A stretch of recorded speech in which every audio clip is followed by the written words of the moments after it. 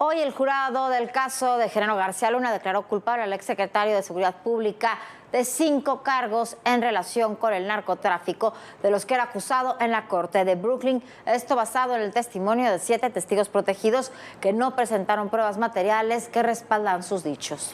En este caso, en el caso de García Luna, las acusaciones formuladas por la DEA y presentadas por la Fiscalía de Nueva York fueron aceptadas por el jurado de 12 miembros y ahora se espera que el 27 de junio, esa fue la fecha que se informó el día de hoy, el 27 de junio el juez del caso, Brian Cogan, decida una sentencia que puede ser de 10 años de cárcel, 20 dicen otros, habrá que dejarlo mucho más claro, de 10 o 20 años de cárcel hasta cadena perpetua. Este martes 21 de febrero, Genaro García Luna fue declarado culpable de forma unánime por los 12 miembros del jurado. Se trata de ciudadanos neoyorquinos.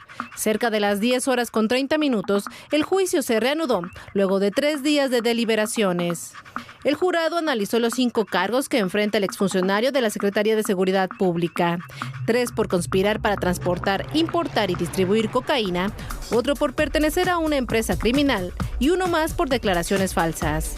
A las 12:30 hubo un receso del jurado y al regresar solicitó revisar las declaraciones emitidas por Jesús el Rey Zambada. Además, los miembros del jurado pidieron revisar las declaraciones de un agente de la Guardia Costera de Estados Unidos, quien habló sobre un decomiso de 5 toneladas de cocaína en 2008. El veredicto llegó minutos antes de las 2 de la tarde. En ese momento, García Luna puso la mano en su pecho del lado del corazón, volteó a ver a su esposa y a sus 2 hijos, quienes presenciaron el último día del juicio. No hubo lágrimas, solo un rostro enrojecido y un semblante serio de García Luna. La noticia fue confirmada a través de un tuit de la Fiscalía de Nueva York. El juez Brian Cogan, el mismo que llevó el juicio de Joaquín El Chapo Guzmán, dará sentencia el próximo 27 de junio. La Fiscalía fue la primera en dejar la corte y no hubo declaraciones, mientras que la defensa, encabezada por César de Castro, podrá apelar la decisión y así habló a su salida. Una apelación tiene que ser después de una sentencia. Tenemos que decidir si vamos a hacer unas mociones antes de sentencia y tenemos ese tiempo para cómo decidir en eso, en ese momento. Muy difícil en este momento, sí, y él tiene que pensar en este momento y es en shock, sí. Tenemos que hablar con él y tener mucho tiempo para hablar con él. Es una gran decisión, él está pensando. El embajador de Estados Unidos en México, Ken Salazar, se refirió al tema a través de su cuenta de Twitter.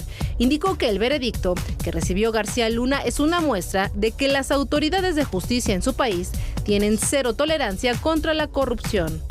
Por 3 semanas, la Fiscalía Federal en Nueva York presentó 23 testigos, entre narcotraficantes y agentes y exagentes federales, sin presentar una prueba física. Mientras que la defensa solo puso en el estrado a Linda Cristina Pereira, la esposa de García Luna, quien sí presentó pruebas de cómo habían adquirido sus bienes. Genaro García Luna permanecerá en prisión federal de Brooklyn, donde se encuentra desde que fue trasladado a Nueva York en 2020. Después de la sentencia, será enviado a otra prisión. Lo detuvieron en Dallas, Texas, el 9 de diciembre de 2019. Y es el exfuncionario mexicano de más alto rango enjuiciado y sentenciado en los Estados Unidos.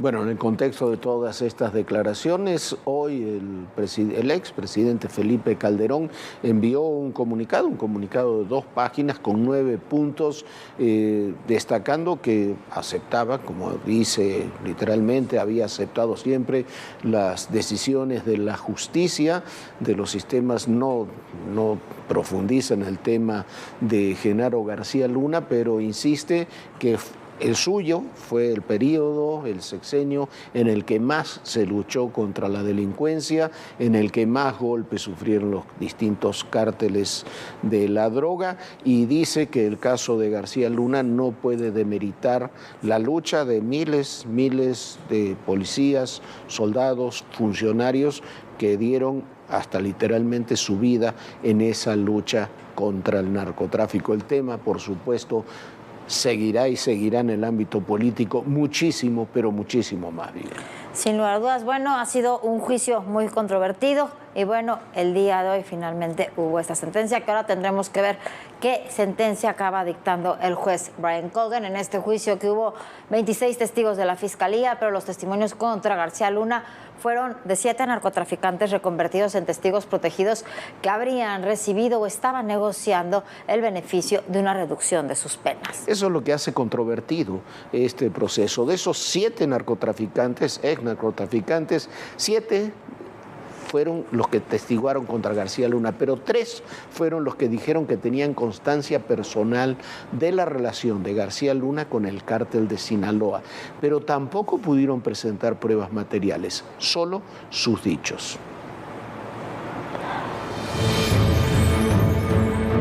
El martes 14 de febrero, la Fiscalía de Estados Unidos concluyó la presentación de evidencia y testimonios en el juicio contra Genaro García Luna, exsecretario de Seguridad Pública Federal.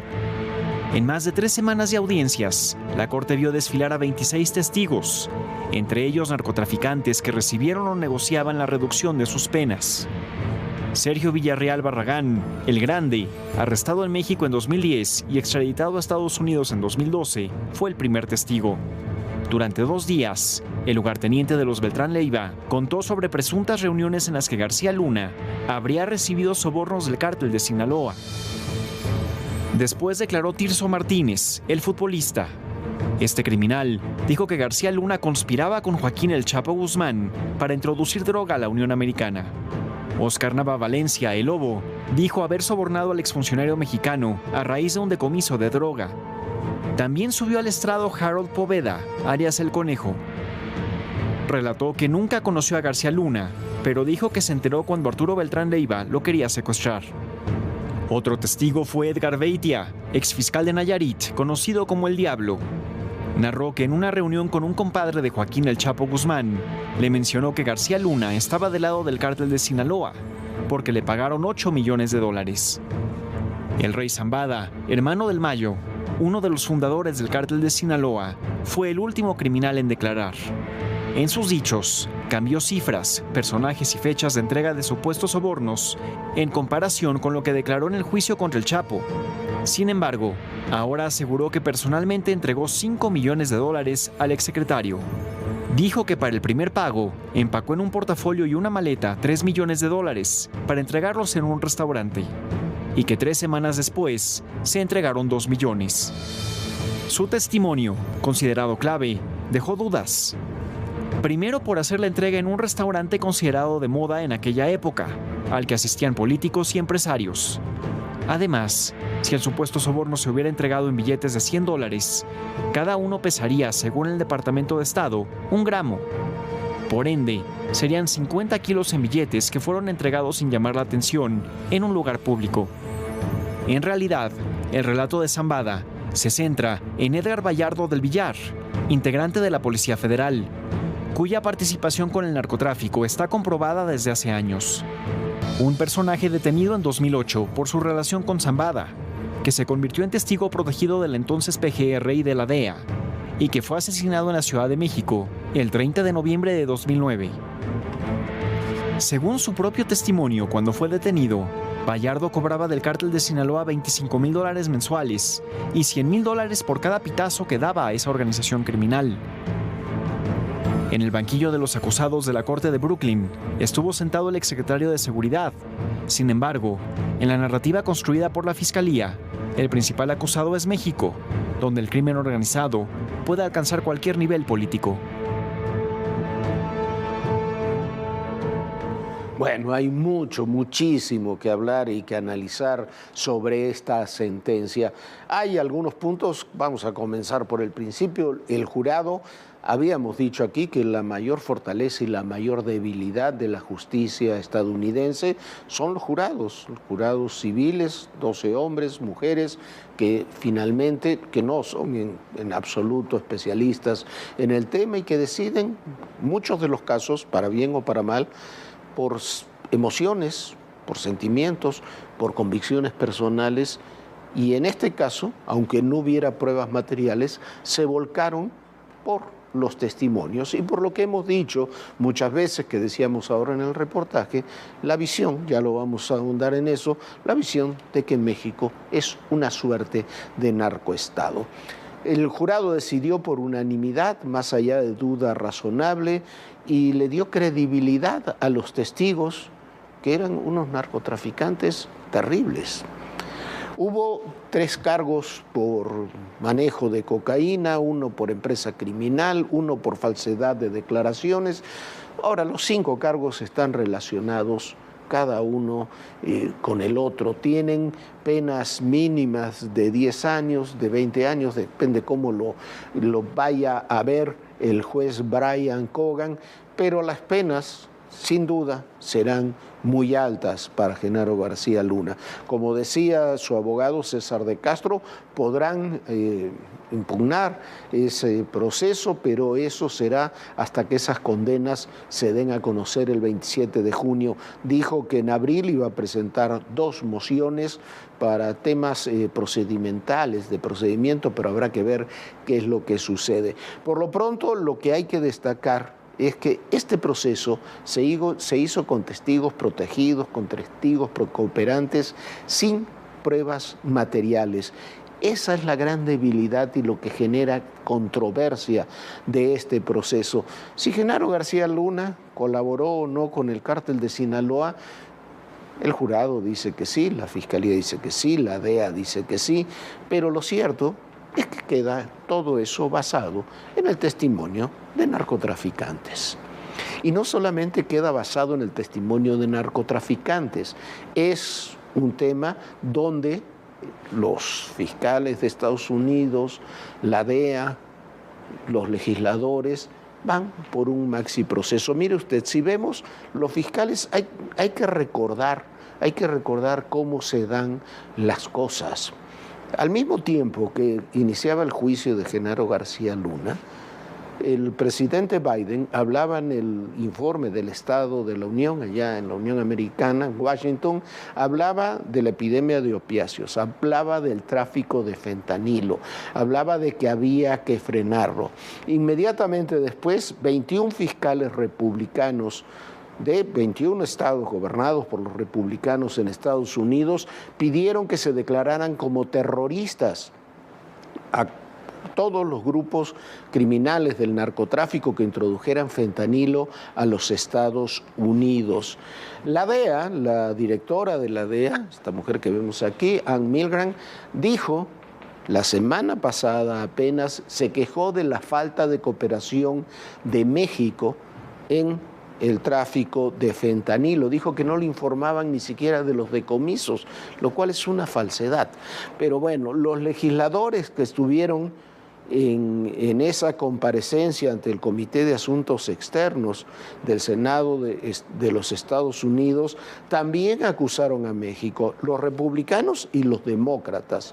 Bob Menéndez, que es el jefe del comité, poderosísimo Comité de Asuntos Exteriores, prácticamente dejó entrever que su opinión era que México era un narcoestado.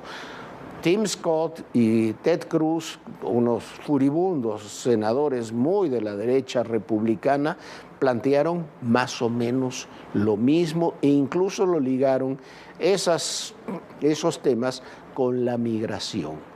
Es indiscutible, ¿quién va a discutir que en México tenemos gravísimos problemas de seguridad, que hay corrupción del narcotráfico que permea en muchos ámbitos, que hay policías corruptos, integrantes de las fuerzas de seguridad corruptos, que seguramente hay militares corruptos, políticos, funcionarios, y cuanto más abajo se va, más amplia es esa corrupción? Esa es una realidad. Pero México no es un narcoestado, no es un Estado cuyas estructuras estén controladas por el narcotráfico. Y tampoco se puede juzgar sin pruebas materiales, a cualquier persona con motivos en última instancia políticos. Hoy se está festinando esta condena a García Luna y probablemente García Luna sea culpable o no, nosotros no lo sabemos, insistimos en ese punto, pero lo que sí es cuestionable, que en el presente y en el futuro, cualquier funcionario de cualquier categoría podría ser juzgado de la misma manera, podría ser juzgado simplemente por testigos protegidos que pueden declarar contra cualquiera sin la necesidad de presentar una prueba material.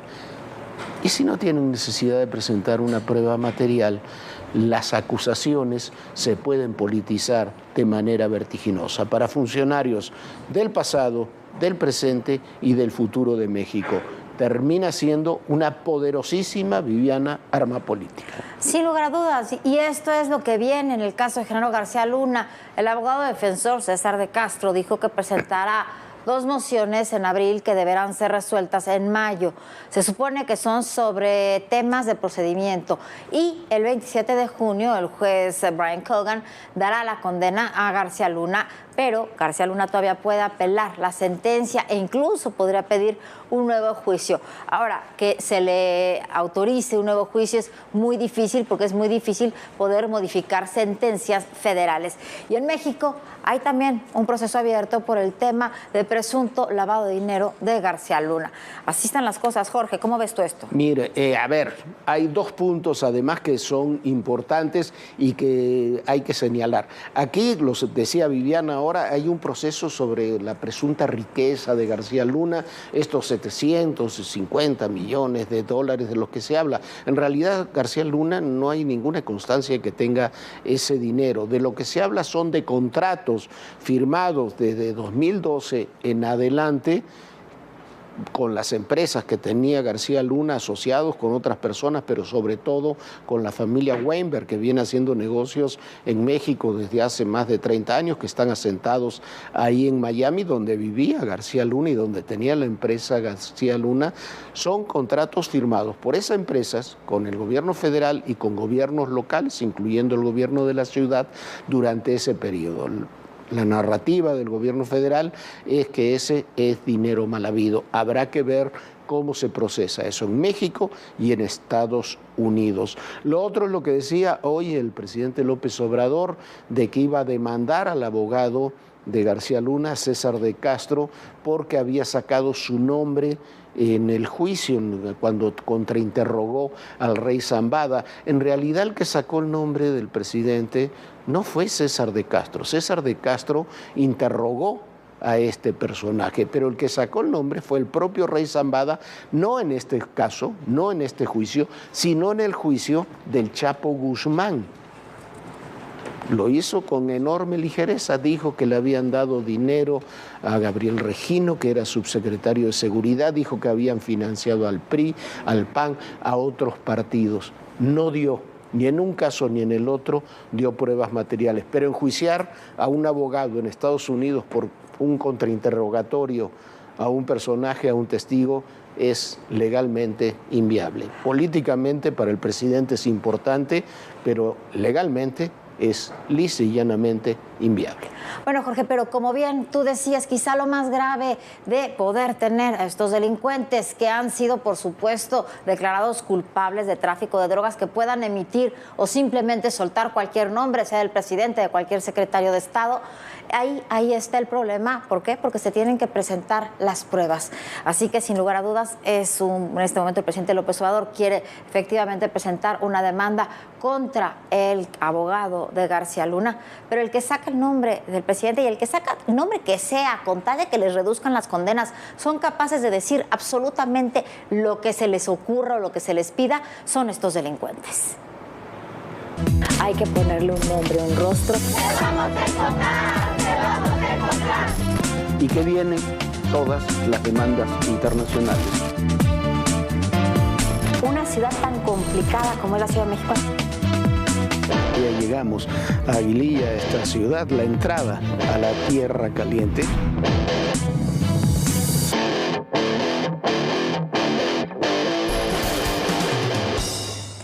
regresamos a la seguridad y hay que preguntarnos por qué no avanzamos. Bueno, la respuesta es, entre otras razones, porque se trata de políticas sexenales, no solo en el ámbito federal, sino también en el ámbito estatal. No conocemos a Edgar Urbán Carvajal, pero hasta esta semana era el coordinador de agrupamientos de la Guardia Civil Michoacana. Fue despedido por el gobernador Ramírez Bedoya. No fue porque se encontraran indicios de corrupción o porque este personaje, este hombre, que era uno de los jefes de la Guardia Civil Michoacana, hubiera hecho bien o mal su trabajo. Fue despedido porque en alguna ocasión, en el pasado, estuvo en la custodia, y eso fue la causa de su despido, estuvo en la custodia de la entonces esposa del presidente Peña Nieto, Angélica Rivera, como si eso fuera un delito. Así es como se reinventa la seguridad y a sus responsables en cada gobierno y en cada sexenio. Piénsenlo bien, gobernador, porque si la lógica es, como se dijo, que nadie que haya estado en tareas de seguridad en la administración pasada puede tener un cargo, se va a meter en problemas.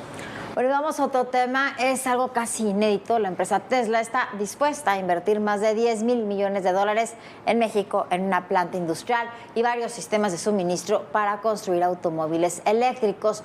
Tesla lo anunciará en los próximos días y su primera opción es hacerlo y poner esta planta en Nuevo León.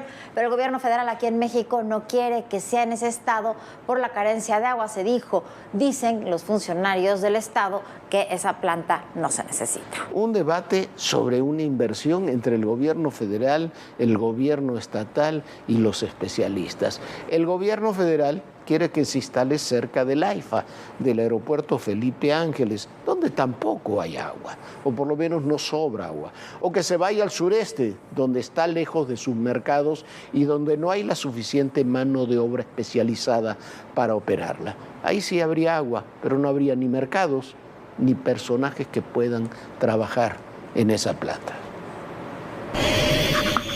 Los planes de Tesla para construir su primera fábrica en México abre la puerta a las grandes inversiones extranjeras en el país. El dinero que invertirá Elon Musk ronda los $10 millones. Sin embargo, la sede de esta planta aún está en el aire. El primer estado que se mencionó fue Nuevo León. Su ventaja es la cercanía con Estados Unidos. Además, cuenta con una fuerza laboral calificada. En octubre de 2022, el hombre más rico del mundo visitó la entidad, donde mantuvo reuniones con funcionarios y directivos de su empresa. El presidente Andrés Manuel López Obrador se pronunció porque la planta armadora se instale cerca del Aeropuerto Internacional Felipe Ángeles, o incluso al sureste, donde se concentra el 70% del agua en el país. Opinó que el problema para Nuevo León es el abasto de agua. Hay ya lugares en el país en donde no se tiene agua suficiente y tenemos que cuidar el agua para el consumo doméstico. Uno de los estados que tiene problemas por falta de agua es Nuevo León. El secretario de Economía de Nuevo León respondió que el tema del agua no afecta a las inversiones que lleguen al estado. Dijo que se trabaja infraestructura para garantizar el abasto y que no vuelva a ocurrir una crisis hídrica como sucedió en 2022. Hidalgo también ha levantado la mano. El gobernador Julio Menchaca dijo que su gobierno entregó la información solicitada por Tesla para sus estudios comparativos. Mientras que la Unión Industrial del Estado de México destacó que la entidad es la mejor opción para la planta, ya que cuenta con una mejor conexión con el resto del país y las vías férreas hacia los principales puertos. Además, indicaron que en la entidad mexiquense hay otras plantas armadoras, además de fabricadoras de llantas, suspensiones y artículos para vehículos, lo que facilitaría a Tesla encontrar todo lo necesario para su operación. El gobernador de San Luis Potosí, Ricardo Gallardo, reveló que habló con el presidente López Obrador y con el canciller Marcelo Ebrard sobre un posible ofrecimiento a la empresa estadounidense. Enfatizó que el anuncio de BMW para la fabricación de baterías y vehículos eléctricos en la entidad podrá ser de gran ayuda para que Tesla se fije en el estado. El 18 de febrero, el canciller Ebrard dijo que el presidente López Obrador sostendrá una llamada con Elon Musk para conversar sobre el lugar del país donde se instalará la planta. Bueno, a mí este debate me parece insólito y me parece que muchos de los que participan en él no tienen idea de cómo se deciden estas inversiones. Le puedo asegurar que Tesla ya tiene decidido dónde van a instalar esta planta porque se tienen que tomar toda una enorme cantidad de decisiones antes de hacer una inversión de $10,000 millones. No se decide en la última semana. El 1 de marzo hay una reunión de accionistas de Tesla donde se informará, se supone, esa decisión. Otro tema, todo el norte del país tiene carencia de agua, no es ningún secreto, como tiene muchos otros problemas. Pero todo el sistema de nearshoring, de colocación de plantas en la frontera de México con Estados Unidos, está relacionado con los mercados, con la cercanía y con la mano de obra. La planta de Tesla se puede ubicar en muchos lugares, pero hay que garantizarle conectividad y hay que garantizarle mano de obra adecuada. Y no hay que politizarlo eso. Ya Tesla se fue de California a Texas porque estaba harta de la politización de los temas en California y por los impuestos. No vaya a ser que con un debate interno queriendo politizar una enorme inversión de una de las principales empresas del mundo, no vaya a ser que decidan que mejor invierten en otro lado. Pues bueno, ojalá que no. Ya nos vamos. Muchísimas gracias por habernos acompañado. Lo esperamos, por supuesto, mañana aquí a las 11 de la noche. Sueñe bonito. Bonita noche, Jorge. Bonita noche. Mañana tendremos mucha información y un reportaje muy especial. Gracias por acompañarnos y recuerden, el poder y en la política, todo, pero absolutamente todo, es personal. Gracias.